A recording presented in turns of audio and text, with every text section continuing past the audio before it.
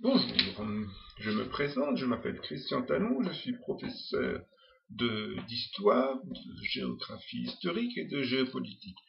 Je vais, pendant quelques cours, vous parler de la position de la France pendant la guerre d'indépendance américaine. Alors, compte tenu du formatage de YouTube, 10 minutes, il faudra aller assez vite.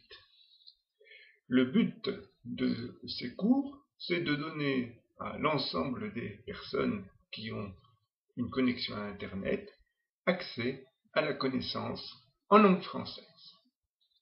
Alors, pour préparer ce cours, j'ai pris un livre assez gros, voilà, je vous le montre, voilà, un livre assez gros, de 1100 et des poussières, 1108 pages, sur Louis XVI, sur la personnalité de Louis XVI, extrêmement intéressant, de Jean-Christian Petit-Fils. Alors je vais bien entendu, dans un premier temps, vous rappeler les grandes étapes du début de la Révolution américaine. Ça, ce sont des choses que vous pouvez trouver partout. Et ensuite, on va aller dans le détail pour voir comment Louis XVI et son ministre des Affaires étrangères, Vergennes, ont réagi à cette nouvelle situation.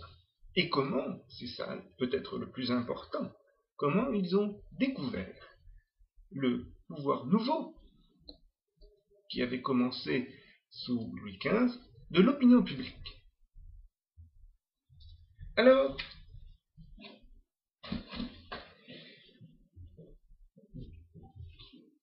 il faut faire quelques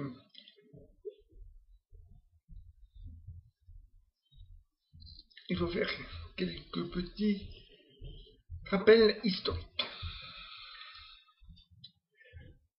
En 1763, c'est le traité de Paris, la France perd l'ensemble de ses colonies en Amérique du Nord.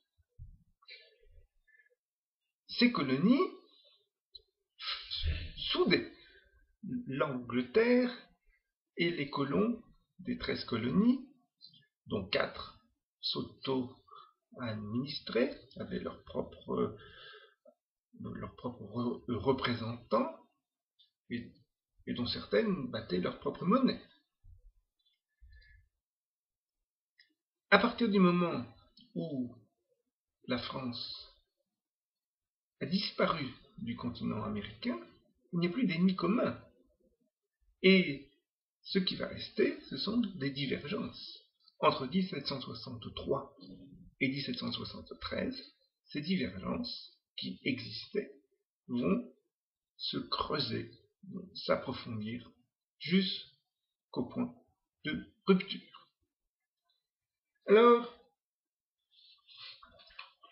beaucoup de maladresse de la part du roi George III, premier roi en fait anglais de la dynastie de Hanovre.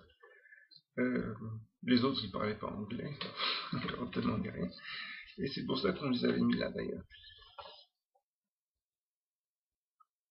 L'Angleterre en 1763, elle veut ménager tous les équilibres. Il y a les Canadiens français qui peuvent se rebeller. On leur donne beaucoup de droits. Droit à la langue, droit à la religion. On ne les embête pas.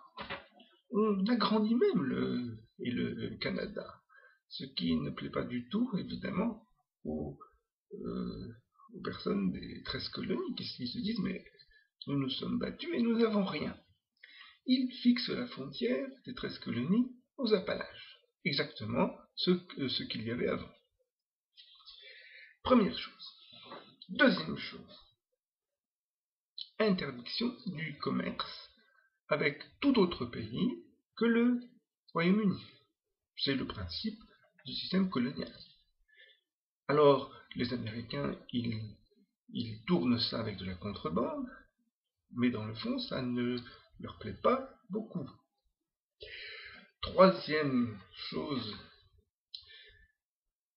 qui rentre en ligne de compte, c'est l'extraordinaire vitalité démographique de ces 13 colonies qui ont maintenant, en 1790, auront 3,8 millions d'habitants, alors que je rappelle que sous Louis XIV, et l'Angleterre en avait un peu plus de 6. Alors, pour l'Angleterre, ce sont les colonies, c'est sa source principale de revenus. Il n'est pas question de lâcher ça. Mais d'un autre côté, il faut trouver les moyens de gérer une population de 4 millions d'habitants. Et c'est pas facile. Quatrièmement, la guerre de 7 ans a coûté très cher à tout le monde. Pour l'Angleterre, c'est à peu près 170 millions de livres sterling qu'elle a emprunté. Il faut qu'elle les rende. Alors, qu'est-ce qu'on va faire? On va taxer les colonies. Alors, 3 impôts très impopulaires. Premier impôt, en plus de l'impôt sur le thé qui existait, on remet un autre impôt sur le sucre. Ensuite, un impôt sur le papier, et tous les dérivés. Et puis, un autre impôt sur le verre, sur le plomb et d'autres denrées. Alors, immédiatement, là, c'est pas du tout, les Américains ne sont pas du tout d'accord, ils décident de boycotter ces produits. Et les industriels anglais font pression pour qu'on enlève ça, parce que sinon ils ne peuvent pas vendre. Et le principe colonial, c'est d'avoir des colonies qui achètent les choses que produit la métropole. Et puis, le thé, cette taxe de 3 pence par livre, et là aussi, ça va dégénérer, quelques échauffourées, et 1773, la Boston Tea Party, où 50 personnes qui sont déguisées en indiens jettent pour 6 millions de livres de thé à la mer. Face à ça, ça c'est la goutte qui fait déborder le vase à Londres, et face à ça, Londres décide de réagir. Elle envoie le général Gage reprendre en main les insurgés, mater la rébellion.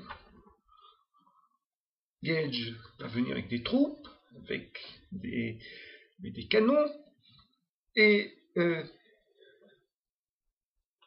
il va mettre un couvre-feu, mais ça va au contraire accentuer l'exaspération des Américains qui brûlent l'acte royal en public, qui créent des milices.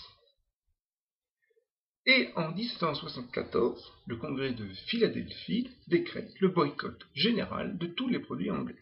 Là, on est proche de la rupture. George III ne veut pas revenir sur ses décisions et reconnaître les libertés américaines. Et en 1775 a lieu un accrochage qui déclenche la guerre d'indépendance américaine à Concorde et à Lexington, et le 10 mai, Washington est déclaré général en chef des 13 colonies. C'est ainsi que commence la guerre d'indépendance américaine. Dans le cours suivant, je verrai comment la France va réagir à ceci. Merci pour votre attention.